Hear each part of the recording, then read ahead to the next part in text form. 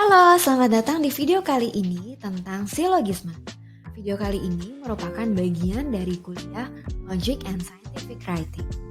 Perkenalkan, nama saya Farah Jalal, saya adalah dosen dari kelas Logika dan Penulisan Ilmiah.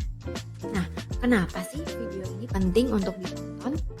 Tujuannya adalah yang pertama, agar kamu sebagai mahasiswa mampu untuk mendemonstrasikan cara berpikir yang filosofis, logis, dan kritis. Kemudian tujuan yang kedua adalah agar kamu mampu menghindari kekeliruan dalam berpikir dan bernalar. Yuk kita lihat ada apa saja sih dalam video kali ini. Dalam video kali ini saya akan memaparkan mengenai apa sih sebenarnya silogisme itu. Kemudian saya akan menampilkan beberapa jenis-jenis dari silogisme. Dan yang terakhir, baru deh saya akan memperlihatkan contoh-contoh dari silogisme. Udah penasaran kan? Yuk kita simak. Kalau bicara mengenai silogisme, sepertinya bahasanya agak aneh ya. Dari mana sih sebenarnya kata silogisme itu?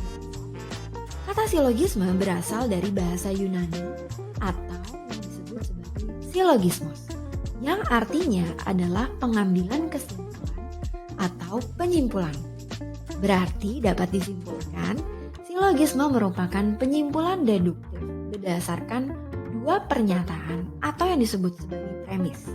Nah, dari premis-premis tersebut, baru deh kamu bisa menarik kesimpulan. Inilah yang disebut sebagai silogisme. Tapi sebenarnya tidak semudah itu loh teman-teman. Ada beberapa syarat yang harus dipenuhi. Yang pertama, dalam silogisme, setidaknya harus terdiri dari dua pernyataan atau lebih dan terdiri dari satu kesimpulan. Syarat yang kedua adalah selama pernyataan-pernyataannya benar, selama premis-premisnya benar, berarti kesimpulannya pun juga benar. Kayaknya mudah ya.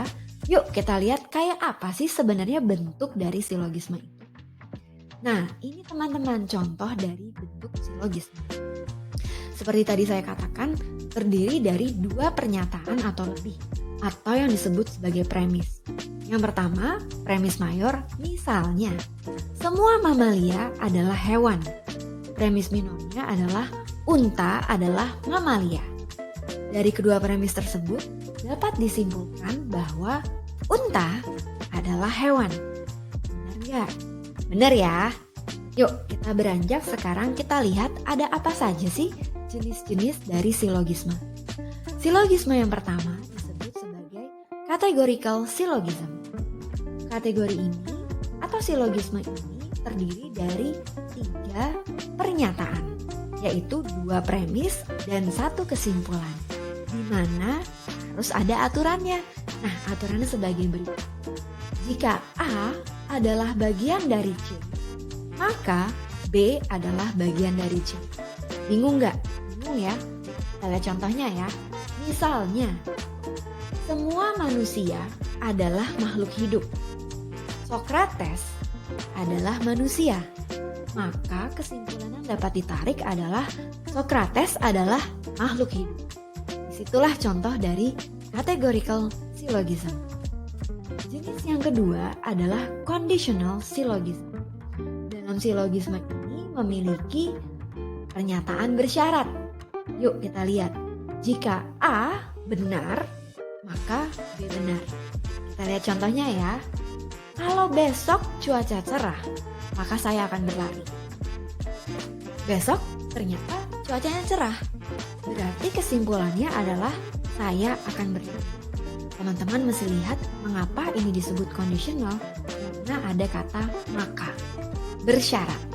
Ya. Dan yang terakhir adalah disjunctive syllogism. Dalam silogisme ini terdapat pernyataan yang sifatnya disjunctive. Kita lihat ya, entah A atau B adalah benar. Jika A salah, maka B benar. Yuk kita lihat contohnya. Kalau kue ini bukan red velvet, maka kue ini adalah kue coklat. Kue ini bukan kue coklat. Berarti kesimpulannya adalah kue ini adalah kue red velvet. Nah, begitulah 3 3 contoh dari jenis silogisme. Tapi teman-teman, hati-hati loh, dalam menarik kesimpulan bisa terjadi kekeliruan atau yang disebut sebagai fallacies. Nah, berikut adalah contoh kekeliruan dari silogisme. Misalnya, semua burung gagak berwarna hitam. Burung yang ada di dalam sangkarku berwarna hitam. Kesimpulannya adalah burung yang ada di dalam sangkarku adalah burung gagak. Kesimpulan ini adalah kesimpulan yang salah. Kenapa? Ada yang tahu? Karena tidak semua burung yang berwarna hitam adalah burung gagak. Gitu ya. Ini merupakan contoh dari silogisme atau penarikan kesimpulan yang salah.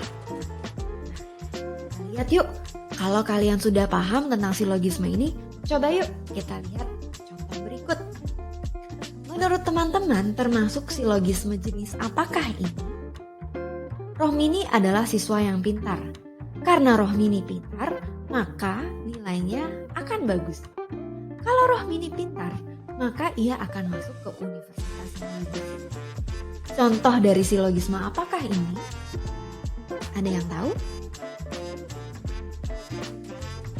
Ini merupakan contoh silogisme conditional.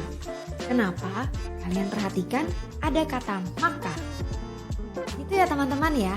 Kalau teman-teman masih ada pertanyaan, silakan teman-teman bisa baca buku berikut atau silakan tanyakan di kelas.